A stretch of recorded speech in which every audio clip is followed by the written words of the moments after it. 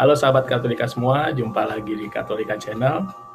Dalam kesempatan kali ini, kita kedatangan tamu spesial, tamu istimewa. Siapakah dia? Beliau adalah seorang wanita tangguh yang menangani proyek konstruksi public transportation pertama di Indonesia, yang juga terpanggil ke Indonesia setelah belasan tahun bekerja di Singapura.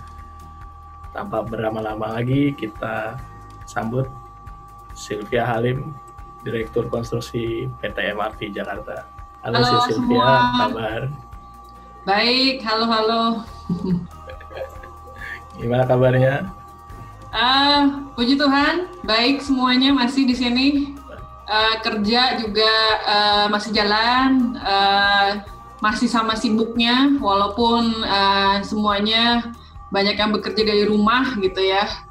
Malah kalau bisa dibilang pada bilang dari rumah malah lebih sibuk gitu. Cuma di operasional kan banyak kan terjun ke lapangan tentunya ya. Oh iya, karena kan kita public transportations, dalam segi pelayanan publiknya untuk yang sudah beroperasi tetap harus jalan, ya kan? I mean it's part of job ya, public service ya begitu. Kita mau gimana pun kondisinya kita harus tetap beroperasi melayani publik gitu. Dan kalau malah if anything lebih tugasnya jadi lebih banyak gitu ya. Karena kita kan harus memastikan kondisi kesehatan dan keselamatannya penumpang dalam kondisi pandemi seperti ini gitu. Lalu kalau yang aspek konstruksi juga sama gitu, karena dalam situasi seperti ini kegiatan konstruksi itu sebagai salah satu kegiatan yang diperbolehkan ya sama dalam kondisi seperti ini, dan juga sebenarnya dibutuhkan karena kegiatan proyek infrastruktur sebesar kayak MRT ini itu membantu rantai pergerakan ekonomi gitu untuk di kota Jakarta ini, bahkan mungkin untuk nasional gitu. So jadi for us kita punya dua tugas utama kita yang tetap harus kita jalankan no matter what the condition is. Baik, buat yang belum kenal dengan Sylvia Halim, saya akan bacakan beberapa fakta menarik dari sumber Katolikapedia. Katolikapedia. Ada Pertama, ya? Ada dong. Pertama, Sylvia adalah lulusan Civil Engineering dari NTU, Singapura, dan bekerja 12 tahun di Land Transport Authority Singapura. Yang kedua, merasa terpanggil dan apply di MRT Jakarta, awalnya sebagai project manager, tapi ternyata dipercaya menjadi direktur konstruksi MRT Jakarta sejak 31 Agustus 2016 dalam kondisi project yang delay. Selanjutnya menyelesaikan MRT Jakarta fase pertama dari Lebak Bulus ke Bundaran HI dalam kurang dari 3 tahun semenjak ia menjabat. Dan yang terakhir, menandatangani kontrak kerjasama antara MRT Jakarta dengan Shimizu Adikarya, MRT Jakarta fase 2 untuk CP201 dari Bundaran HI sampai Harmoni. Iya, yang pertama operasinya MRT fase 1 itu di tanggal 24 Maret 2019. Kemudian untuk fase 2 mungkin sedikit tambahan aja informasinya biar lebih lengkap gitu ya, bahwa fase 2 itu sebenarnya itu mulai dari Bundaran HI sampai ke Ancol Barat gitu. Cuman delivery-nya itu dibagi dalam tahapan gitu. Jadi pertama fase 2A itu sampai kota, kemudian nanti yang dari kota sampai ke Ancol Barat itu namanya fase 2B gitu.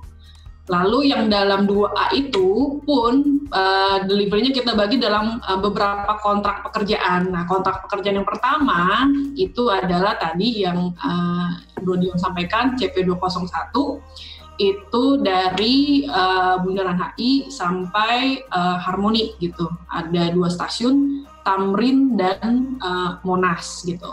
Nah, nanti kita akan ada paket yang kedua dan ketiganya itu diharapkan tahun depan dia mulai konstruksi gitu. Jadi saya mau menambahkan aja kepada teman-teman bahwa jangan khawatir, fase 2-nya tidak hanya sampai Monas. Fase 2-nya itu all the way until sampai utaranya Jakarta. Gitu. Sampai Ancol. Yes, sampai Ancol. Oke, hari ini kita akan bicara tentang adaptasi MRT Jakarta di situasi yang tidak menentu seperti sekarang. Nah, ngomong-ngomong masalah adaptasi, dulu kan sebelumnya si Sylvia ini juga pernah bekerja di Singapura dan untuk pertama kalinya kerja di Indonesia. Bisa diceritakan cara adaptasinya dulu bagaimana gitu? Pertama kali kerja di Indonesia setelah belasan tahun di luar dengan budaya yang berbeda dan kondisi yang spesial, mengejar keterlambatan.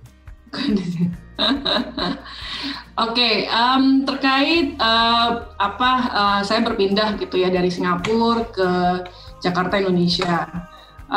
Mungkin yang pertama saya mau highlight itu adalah kesamaannya gitu ya. Kesamaannya itu adalah pekerjaan saya itu membangun infrastruktur publik di bidang transportasi gitu. Jadi dari aspek know-how dan skills gitu ya, itu udah ya bisa bilang sama lah ya antara apa yang saya lakukan di Singapura maupun yang saya lakukan di Indonesia gitu. Kemudian dari segi arenanya gitu ya, saya di Singapura itu kerjakan dengan Land Transport Authority itu dengan pemerintah sebenarnya. Pihak pemerintah gitu ya, otoritas gitu. Dan saya ke sini berjoin dengan PT MRT Jakarta adalah sebuah BUMD. BUMD itu sebenarnya private ya sebenarnya, tapi dimiliki oleh pemerintah gitu. Sehingga banyak sekali tugas-tugasnya itu berhubungan dengan tugas-tugasnya public service gitu. Jadi sebenarnya itu ada kesamaan gitu. What I'm doing is about public service gitu ya, public service dan juga birokrasinya. Sama-sama 2 entitas yang punya birokrasi gitu ya. Jadi aspek itu membuat saya kayak udah tahu lah gitu kurang lebih apa yang akan saya hadapi gitu. Nah, cuman mungkin yang berbedanya adalah di Singapura itu adalah sebuah environment atau dengan sistem yang sudah well established gitu ya, sistem yang sudah established, efisien gitu ya. I mean that's what they are very known for gitu. Jadi semuanya bisa dibilang ya gampang lah gitu istilahnya ya, because you know exactly what to do di situ. Nah di Indonesia konteksnya ini dalam proyek MRT ini sesuatu yang baru di Indonesia, yang pertama gitu ya, proyek infrastruktur public transportation yang modern seperti ini gitu ya. Jadi banyak hal-hal yang juga selain membangun fisiknya, tapi kita juga harus bangun sistemnya gitu, sistem prosedur gitu, dan bahkan perizinan yang kita mau dapatkan pun juga baru gitu. Jadi ada extra task gitu ya. Selain bikin barang jadi, kita juga harus bisa meyakinkan pihak pemerintah gitu to do all those things gitu, mengejaskan aturan dan perizinan segala macamnya. Dan juga soal working culture gitu ya, working culture. Nah ini sebenarnya interestingnya di sini gitu. Waktu itu saya di Singapura sebelum ke sini banyak yang bilang, are you sure gitu you want to work in di Indonesia gitu. Indonesia tuh sangat terkenal dengan hal-hal yang ya sayangnya tidak terlalu positif gitu ya di luar gitu. Apalagi banyak temen yang sempat kerja gitu ya di Indonesia juga komplain lah gitu mengenai some of the work ethic dan segala macamnya gitu. Jadi saya punya pemikiran seperti, maksudnya datang dengan menyiapkan diri lah gitu ya. Ada expectation yang udah saya agak saya turunkan supaya bersiap gitu ya. But then saya kesini sebenarnya to my surprise, and it's a pleasant surprise, itu bahwa saya masuk ke sebuah korporasi dan masuk ke dengan tim yang tidak demikian gitu. Semuanya di sini pada kerjanya sangat hardworking gitu ya. It's a very good work ethic gitu, dan semuanya punya cita-cita dan goal yang besar gitu untuk menyelesaikan proyek MRT yang pertama di Indonesia. Jadi everybody has a very strong willpower gitu untuk melakukan menyelesaikan pekerjaan ini gitu, dan semuanya juga menyadari gitu bahwa integrity is a very important thing gitu. Jadi kita pastikan gitu di sini, and I'm very happy juga when I come here adalah tidak ada kompromi gitu terhadap integrity gitu, dan itu menjadi value kita yang nomor satu gitu dalam hal melakukan pekerjaan kita gitu. So so I would say yes, there are adjustments that I have to do, but I will have to say tidak terlalu that difficult lah gitu ya. Dan I believe bahwa namanya juga orang mau melakukan you want to get off your comfort zone, you just have to be ready gitu loh. You just have to be ready and get your mindset correctly gitu, that you are gonna face whatever challenges and adjustment that you will need to do gitu, and then abis itu yakin gitu ya bahwa bisa gitu ya, bisa dan mau gitu ya, willing keyakinan gitu, and then kemauan itu sangat penting, and then I think you can achieve what you are set for gitu. Wow, luar biasa. Jadi datang dengan persiapan yang matang, sudah tahu mungkin dengar-dengar kondisi di Indonesia seperti apa, dan mulai beradaptasi gitu. Nah, kaitannya dengan adaptasi tersebut, kita juga pengen tahu adaptasi MRT Jakarta terkait dengan kondisi sekarang, pandemi, dan juga bagaimana cara dari manajemen MRT Jakarta untuk baik fase 1 untuk yang sudah berjalan, dan juga fase 2 yang dalam proses tahap pembangunan. Ya, jadi pandemi yang kita alami ini ya dampaknya tuh sangat besar gitu ya ke MRT. Di mana yang pertama adalah ridership kita, ya itu turun gitu, terjun bebas kita sebutnya ya. Karena tahun lalu itu kita bisa hit like 100,000 people per day gitu ya, at the peak gitu ya, 100,000 orang per hari gitu ya. Lalu pada saat pandemi hit us gitu, and then kita masuk ke PSBB dan seterusnya, itu kita turun sampai bisa dibilang tinggal 1.400 orang per hari. It's like ya tadi tuh terjun bebas gitu, more than 90% of reduction gitu ya. So it really hit us very big gitu dalam hal tadi ridership dan revenue juga gitu ya. And I think nggak mengherankan gitu, karena it does shows gitu ya bahwa dari berbagai macam industri transportasi itu adalah one of the industry that hit the most ya, hit yang paling badly the most gitu. Kalau bisa dibilang itu karena public transport dalam situasi pandemi ini, public transportasi dihindari orang. Orang nggak ada yang mau naik gitu ya, karena concern terhadap kesehatan gitu ya, dan juga resiko penyebaran dari virus itu gitu. But then again gitu ya, for us gitu, kita melihatnya walaupun demikian kondisinya sekarang ya dengan ada pandemi ini, public transportation itu sesuatu yang dijauhi orang, tapi bukan berarti public transportation harus ditinggalkan gitu.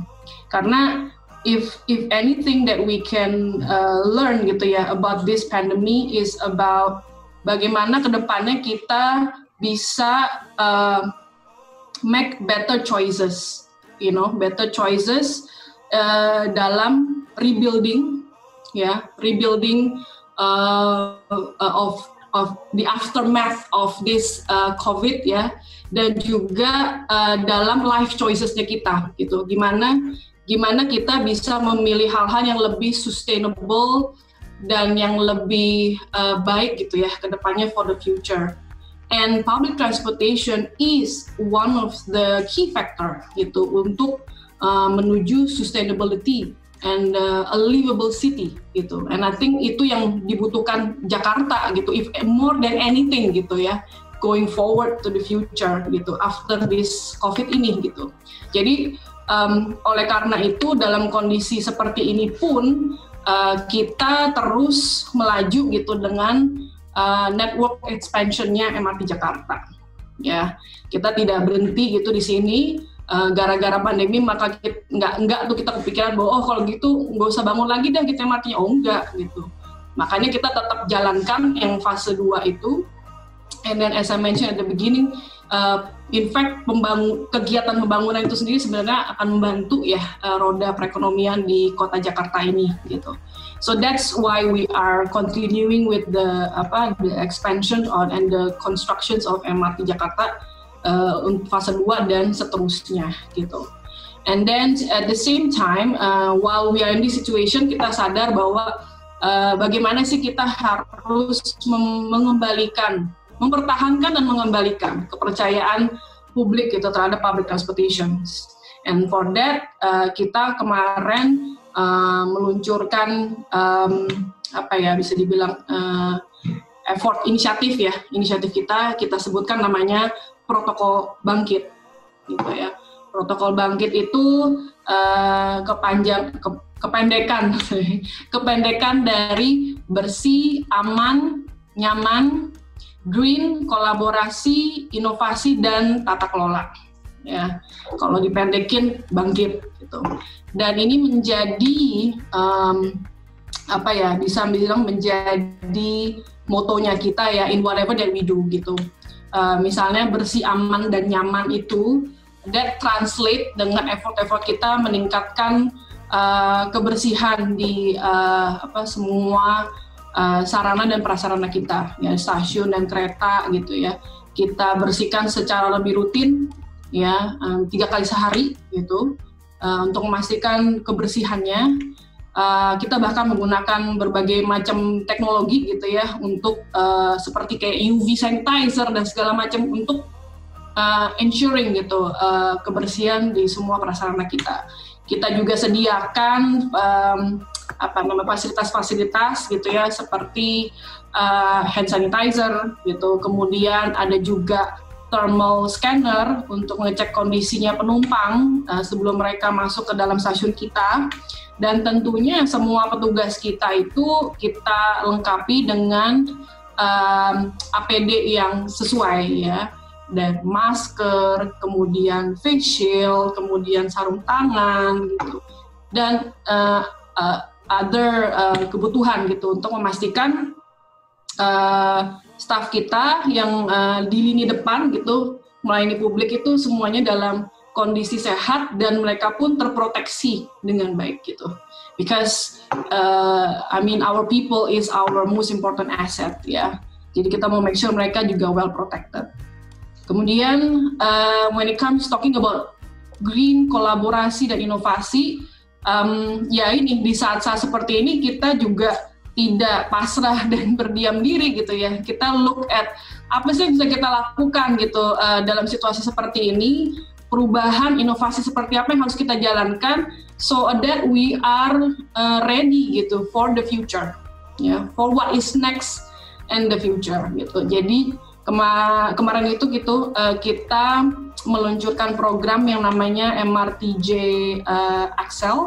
Axel itu kependekan dari accelerator, di mana intinya kita mengundang gitu ya startup in the market gitu untuk bergabung dan berkolaborasi dengan MRT Jakarta gitu. Jadi berkolaborasi untuk apa? Berkolaborasi untuk menghasilkan produk dan services inovasi produk dan services yang nanti bisa digunakan gitu untuk di MRT, di kawasan sekitarnya dan oleh pengguna MRT ke depannya gitu. Jadi it's a win-win thing buat MRT, tentunya ini menjadi all those new innovations ya, itu bisa meningkatkan pelayanan kita dan tentunya meningkatkan ridership-nya juga dan jadi sumber pendapatan. Kemudian tentu buat si startup, they get to marketkan their new product and services gitu ya. And I think it's with this situation, I think it's just the right time ya for us to embark on this program gitu.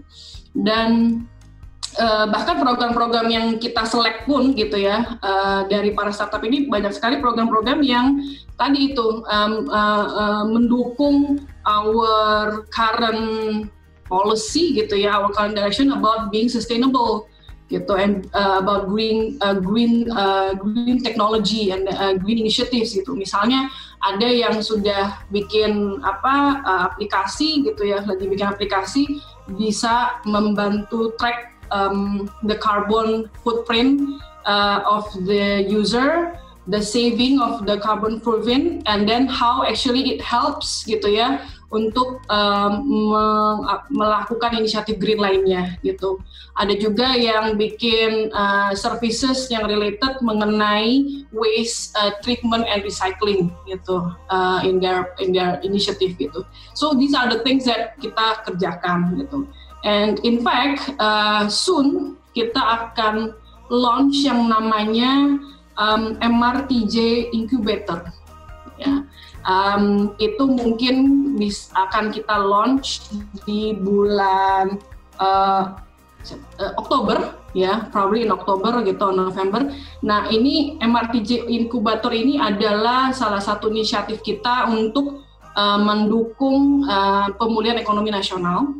Ya, yaitu kita ini mengadakan program juga yang ditujukan targetnya itu adalah orang-orang yang lost their jobs in the technology or IT industry, dan juga untuk fresh grad di bidang IT gitu ya, yang belum bisa menemukan pekerjaan. Ya, jadi these people gitu ya dikasih kesempatan untuk ikutan program ini, nanti again sama mengembangkan produk-produk inovasi baru, dan produk yang terpilih akan diberikan semacam modal kecil gitu ya untuk dia kickstart their project gitu, their project and their product gitu. So hopefully itu bisa kita launch segeralah tadi di bulan Oktober, and then we can even help people that actually probably now more than ever gitu ya, needs opportunity gitu untuk berkarya gitu. Wow, ternyata bangkit bersama. Jadi setelah kita mengalami jatuh, terjun bebas bahkan tadi dikatakan, tapi MRT Jakarta mengajak kita bersama untuk bangkit. Yaitu tadi bersih, aman, nyaman, go green, kolaborasi, inovasi, dan tata kelola. Dan saya juga mencatat ada beberapa inovasi-inovasi baru, seperti diluncurkannya aplikasi MRT Jakarta. Jadi kita bisa naik MRT sekarang pakai aplikasi, dan bayarnya itu pakai e-wallet. Betul. Bisa pakai link aja, Dana, OVO, GoPay, dan scan QR code. Dan kemarin Hari Pelanggan Nasional saya juga nyobain akhirnya, link aja. Dan ternyata ini mendapat apresiasi dari IDX Channel. Iya, betul. Dan mendapatkan sebagai Anugerah Inovasi Indonesia 2020. Kita lumayan bangga ini dengan inisiatif ini, karena probably a lot of people may not know sebenarnya QR code payment system ini sudah kita siapkan dari sejak akhir tahun lalu. Ya. It's not something that kita cetuskan because of COVID. No, actually kita udah nyiapin dari akhir tahun lalu. Kemudian di awal tahun ini kita develop gitu ya sistemnya. Kemudian sebenarnya udah mulai dioperasikan di bulan Maret akhir, ya, di Maret akhir. And pada saat itu kita berpikir ya tadi itu it's just the timing aja gitu, happens to be. I mean we expect that this is gonna be the future gitu, but the situation of COVID, I think it really accelerated the needs even more gitu ya. Maksudnya waktu kita launch itu kita pikir udah kita jalin aja gitu, lihat aja marketnya gimana responsnya gitu ya. It may or may not be useful gitu to the public, and then see how it goes. But situasi COVID ini malah membuat that's actually what we need gitu. Karena dalam situasi seperti ini yang orang harapkan adalah contactless ya. Because of the concern of the COVID gitu and the virus, then and we want everything to be contactless. And then so when waktu kita selesaikan project ini dan kita launch gitu, ternyata that is exactly what we need now gitu. And then waktu sejak kita launch itu di akhir Maret gitu ya, take up-nya atau utilization-nya oleh publik itu from month to month itu growth-nya tuh bagus gitu ya, cepat gitu. And I think per Agustus, jadi per Agustus itu our ridership totalnya memang masih rendah ya daripada tahun sebelumnya. Tapi in terms of komposisinya gitu atau share-nya gitu ya, market share-nya itu QR code itu sudah di 9% dari ridership kita. Gitu, dari ridership kita yang pembayaran ridership kita, which is actually is a good thing gitu for a product that has just been launched for like 3 months gitu. So we are very hopeful gitu bahwa this new initiative inovasi ini akan sangat ngebantu lah gitu untuk masyarakat nanti. Dan di masa pandemi ini juga ada beberapa achievement yang saya perlu ucapkan selamat. Pertama, MRT Jakarta diabadikan dalam uang kertas pecahan baru 75.000. Oh iya. Congratulations. Diluncurkan 17 Agustus 2020. Yes.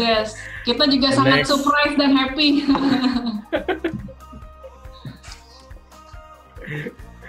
Next juga ada top BUMD 2020. 5 star ini. Top BUMD 2020 dan top CEO BUMD 2020 dinobatkan kepada Pak William Sabanda. Ya, betul. Pada tanggal 27 Agustus 2020. Ya. Dan yang terakhir juga di 31 Agustus 2020 adalah 4 tahun dedikasi seorang Sylvia Halim sebagai Direktur Konstruksi MRT Jakarta. Congratulations. Thank you. Nggak berasa udah 4 tahun. Nggak berasa ya.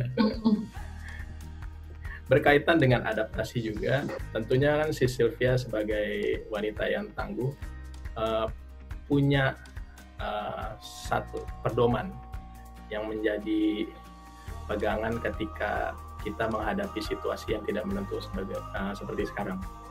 Mungkin ada Bible quotes yang bisa di-sharingkan ke kita supaya kita bisa memiliki pegangan yang teguh di saat pandemi seperti sekarang. Kalau buat aku personally yang selalu aku pegang dan selalu aku ingat gitu ya, itu adalah dari Mother Mary ya, when beliau atau waktu Mother Mary itu mendapatkan pesan gitu ya bahwa dia akan mengandung Yesus gitu, that situation gitu, dan beliau hanya menjawab, aku ini hamba Tuhan, terjadilah padaku menurut kehendak-Mu. And menurut aku sih itu sebuah tanggapan yang sangat relevan banget ya buat kita semua gitu sebagai murid sebagai murid Yesus gitu. Saya ngeliat Mother Mary itu kayak the number one gitu ya, number one murid Yesus gitu loh, karena before anything gitu ya, she said yes gitu, and percaya full gitu dan teguh gitu ya mengenai apapun yang akan terjadi pada dia gitu. Jadi kalau buat aku itu sebuah contoh teladan dan juga quote yang sangat ngena banget gitu. Jadi kalau setiap kali saya, bisa dibilang kalau saya lagi mengalami kesulitan gitu, baik itu kesulitan dalam keseharian atau mungkin pada saat harus mengambil keputusan yang sulit gitu ya, saya ingat aja pesan itu gitu, dan mengembalikan pikiran saya juga, saya ini di sini ngapain sih gitu, saya di sini nih sebagai apa sih gitu ya. Dan when that clarity happens, then decisions itu dan pilihan itu jadi lebih gampang diambil. Oh, jadi setiap perkataan kita juga tentunya adalah doa, dan kita lakukan dengan sungguh-sungguh, tentu niscaya itu akan besar kuasanya. Iya, amin. Amin. Nah, di Katolika kita nih ada challenge nih. Karena MRT ini kita tahu sebagai salah satu public transportation yang cepat, kita minta si Sylvia untuk menjawab secara cepat, nggak usah mikir, jawab aja.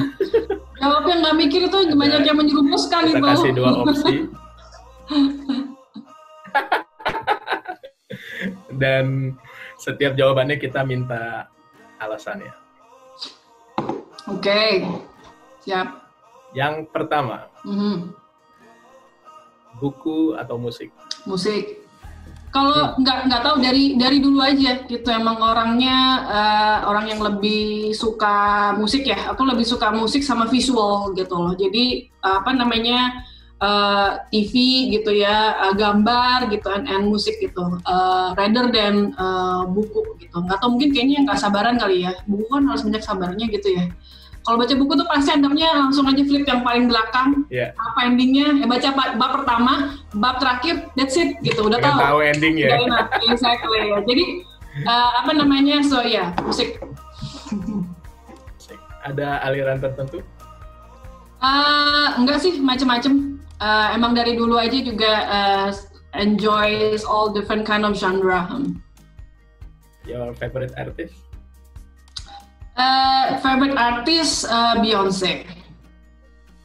Penyanyi kan maksudnya? Yes. Like pop artist gitu kan? Yes. Pop culture artist. So yeah, it's Beyonce. Yes. I always admire her. Yes. Next, Western food or Japanese food? Both. Ya dua-duanya ya, karena emang dari keluarga yang suka makanan gitu ya. Jadi all kind of food itu pasti di-enjoy gitu. My family is along lines of foodies and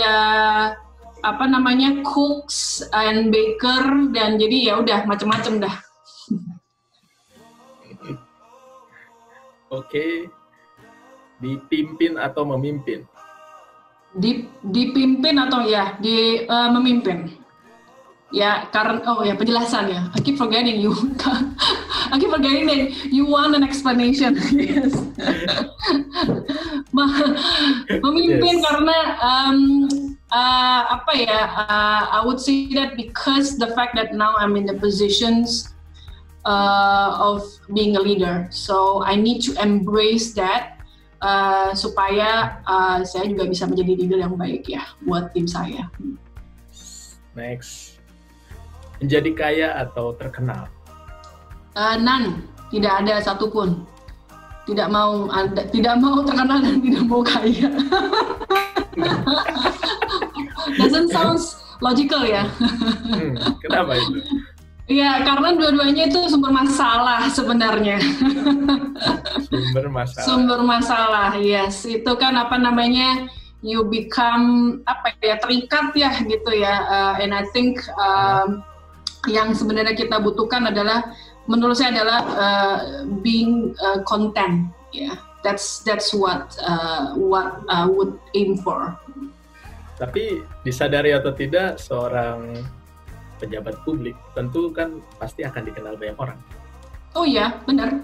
Dikenalnya sih nggak apa-apa, tapi kalau mau jadi terkenal, apa yang terjadi is that you're gonna do a lot of things for the sake of being terkenal, and that's your downfall.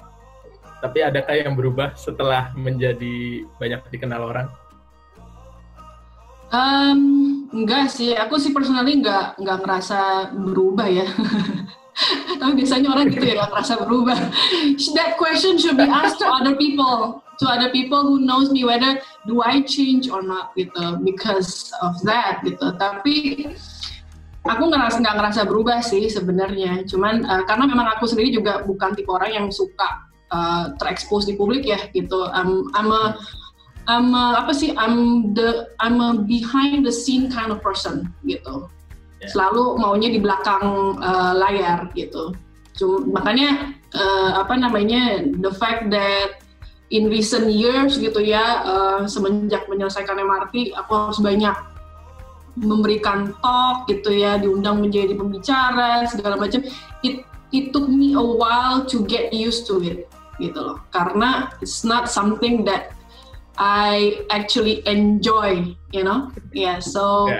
But I do understand that in my case I need to do that because karena yaitu role saya gitu ya, untuk make sure publik itu well informed mengenai MRT gitu ya, dan juga percaya sama the company, percaya to the pelayanan gitu. So that's why I'm doing it gitu. And when I put that context correctly, then I feel fine, you know, doing the what I need to do gitu.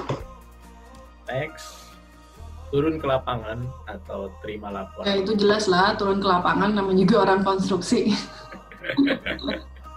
And then next, idealis atau realistis? Idealis. Negara dan situasi ini membutuhkan idealisme.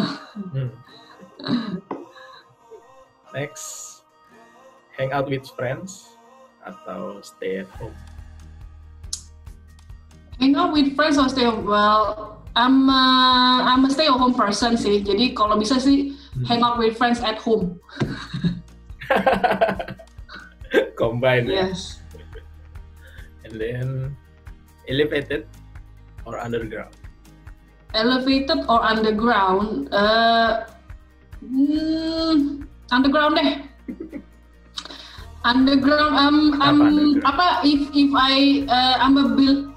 I would say that because I'm a believer gitu ya, untuk kota yang sudah sangat well urbanized gitu kayak Jakarta, yang sudah dense seperti Jakarta itu, kalau ada pembangunan infrastruktur yang besar-besar gitu ya, kalau bisa tuh di bawah tanah aja gitu, supaya dia nggak ambil space di permukaan ya gitu. It's like how you want to increase the value and optimizing the land use gitu loh. Dan itu salah satu sesuatu yang aku belajar melihat dari cara Singapura itu melakukan tata ruangnya di sana. They really fully utilize the underground system gitu ya. Jadi banyak sekali proyek-proyek infrastruktur publiknya, misalnya kayak MRT-nya, jalan tolnya ya, expressway-nya, itu semuanya taruhnya di bawah tanah. Kenapa? Supaya dia nggak take up space di permukaan, yang bisa digunakan lebih well utilize, misalnya untuk area bersepeda, taman, perumahan gitu ya, ataupun pusat perekonomian gitu, yang nilainya akan lebih bermanfaat gitu untuk masyarakat luas gitu. Jadi kadang-kadang saya di sini ngelihat, aduh begitu banyak lahan yang dipakai untuk jalan dan jalan tol, sayang banget gitu. So yes, so you ask that question, that is my answer. Tapi dari sisi value sama difficulty itu bukan lebih besar underground? Oh iya, jelas. Pada saat dia membangun, itu biaya pembangunannya memang lebih mahal, ya kan, dan lebih sulit. Tapi kan returns-nya pada saat dia sudah selesai, pada saat kita sudah selesai pembangunan bawah tanahnya dan kita kembalikan kondisi permukaannya, itu nilai returns yang akan diberikan oleh lahan itu akan lebih besar daripada apa yang kita spend untuk di pembangunannya itu. So that's why I mean when you are building public infrastructure, you cannot just see just one cost at the front. You gotta see the full life cycle of the cost, gitu kan? We cannot be just narrow-minded and see what is now, but what is for the future, gitu. So pembangunannya memang nilai di awal akan lebih mahal, tapi manfaatnya akan lebih besar. Gitu. Cara jangka panjang pasti akan lebih baik, ya. And then terakhir, Indonesia atau Singapura? Indonesia. Singapura jadi tempat jalan-jalan deh. That's why si Sylvia mau kembali ke Indonesia ya. And then kita selanjutnya punya MRT. Singkatannya mengisi rangkaian titik-titik. Oh. Jadi dari pertanyaan-pertanyaan ini tinggal isi aja belakangnya itu titik-titiknya. Oke. Yang pertama, orang tidak tahu kalau saya suka menari. Suka menari. Yes, mungkin cuma teman dekat saya aja yang pada tahu gitu. Tapi kayaknya kalau most other people usually do not know. Yeah. Sejak kecil? Ya, dari kecil. Dari kecil tuh kerjanya ikut sanggar-sanggar gitu, sanggar nari ballet, dari modern jazz gitu, bahkan ballroom, cheerleading gitu, pokoknya banyak lah. Itu kegiatan saya dari semenjak SD sampai kuliah. Begitu mulai kerja, ya udahlah, nggak lagi. Oke, next. Saya bahagia ketika bersama dengan keluarga dan teman-teman dekat. Next. Penyesalan terbesar saya dalam hidup adalah? Belum ada. Ya, belum ada. Belum ada. Saya nggak bisa bilang nggak bisa bilang nggak ada ya. Saya bilang belum ada aja. Jadi belum ada masa di mana saya mau balik nih ke masa itu.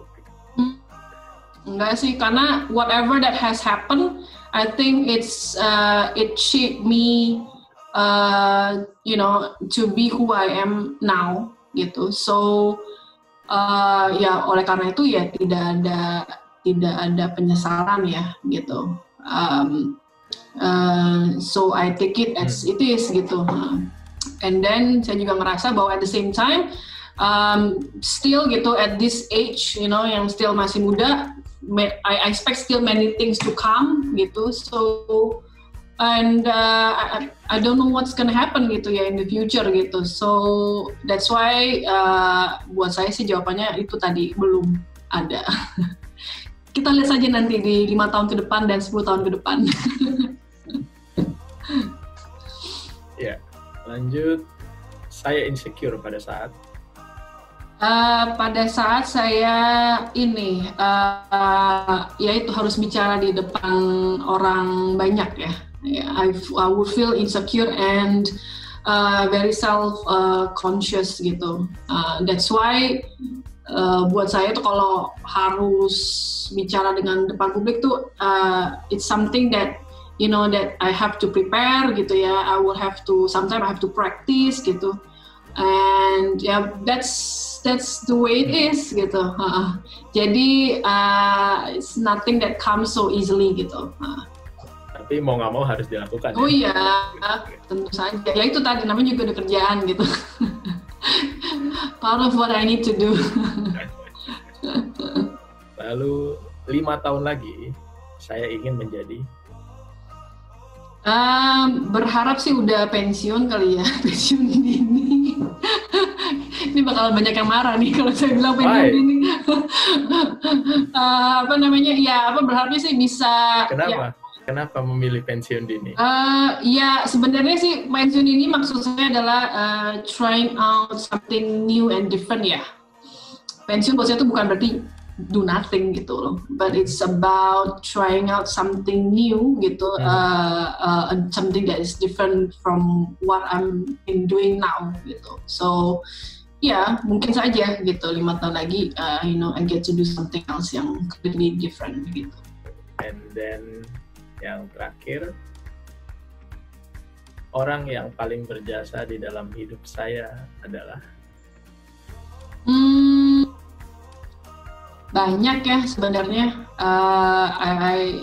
Kalau misalnya saya tanya, saya nggak akan pernah bisa pinpoint one person gitu ya. I feel there's so many people in my life that has been affecting my life very significantly gitu ya.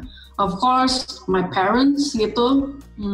Some that I can, that I can point out gitu. Ya pasti my parents gitu, because they have been supporting gitu ya, very trusting gitu. I feel grateful gitu punya parents yang itu membiarkan saya menjadi diri saya gitu ya. I'm sure itu bukan sesuatu yang it's a luxury, I think. Not all are in that kind of family conditions gitu. My ex bosses and mentor gitu ya, yang guided perkembangan karir saya gitu selama di Singapura gitu ya kemarin itu, yang selalu mempercayai saya, memberikan kepercayaan kepada saya dan push myself gitu untuk going outside of my comfort zone and then building my confidence gitu ya, and my capabilities gitu. You can imagine gitu waktu saya di Singapura gitu ya, itu kan saya kerja di konstruksi, saya perempuan gitu, and my bosses were actually guys gitu ya, male, tapi mereka nggak melihat gitu loh bahwa gender saya itu menjadi limitasi saya gitu. And that's why if anything they probably at that point of time trusted me more than myself gitu ya, karena mereka memberikan saya kepercayaan untuk menjalankan proyek-proyek gitu ya, yang menurut saya sih itu signifikan gitu kan. In fact waktu saya harus pindah ke sini pun gitu ya, they were very supportive gitu, bahwa this is something that you need to do gitu, and then in fact ini kesempatan yang bagus gitu untuk your career development gitu. And I think once I'm here pun gitu, I feel very grateful and lucky juga punya rekan kerja, terutama board of directors yang rekan board saya di MRT Jakarta yang sangat solid gitu ya, yang sangat profesional and very smart people that I learn from them gitu ya, and then they also very easy to work with gitu ya, sehingga ya ini saya pun ngerasa berkembang gitu ya, berkembang di sini gitu as a person, dan juga in career wise gitu, professional wise. So that's why like I said gitu, I cannot say one person aja gitu ya, tapi banyak sekali gitu orang-orang di sekitar saya. Dan tentunya udah disebutin orang-orang di bumi ini yang paling, of course ultimately gitu, semuanya yang paling berjasa itu adalah Tuhan Yesus, our God gitu ya, for all the blessings. I believe everything that I have experienced, that I have experience and have today gitu ya, itu adalah nothing but because of His grace and blessing. Semua berkat kemurahan Tuhan. Oke, sudah semuanya diselesaikan dengan baik challenge-nya, dan lulus dirinya ya. Akhirnya for the closing, saya mau ucapkan thank you so much buat Sylvia sudah menyempatkan waktunya untuk kita ngobrol, diskusi, dan sharing. Sehat terus dan sukses untuk pengerjaan MRT fase 2-nya. Terima kasih. Semoga selesai tepat waktu, walaupun kita tahu tantangannya tentu semakin besar, terutama di masa-masa pandemi seperti sekarang. Iya. Amin. Salam juga untuk Pak William dan Pak Effendi. Will do. Yes. Kita punya satu direktur lagi, namanya Pak Roy. Juga. Direktur keuangan. Oh iya. Direktur yang penting gitu loh, direktur keuangan, gila banget.